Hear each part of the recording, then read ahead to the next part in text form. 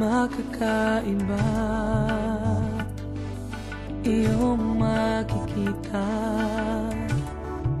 Iba't ibang istorya, iba't ibang paniniwala.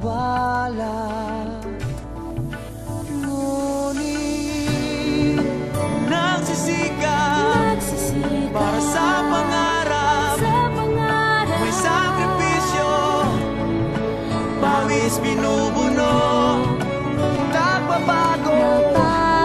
Ganyan ang tao, itanim sa puso dahil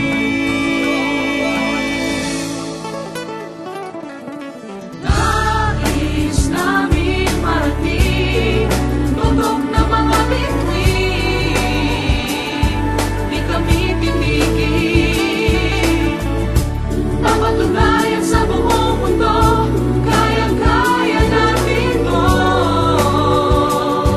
di kami susuko.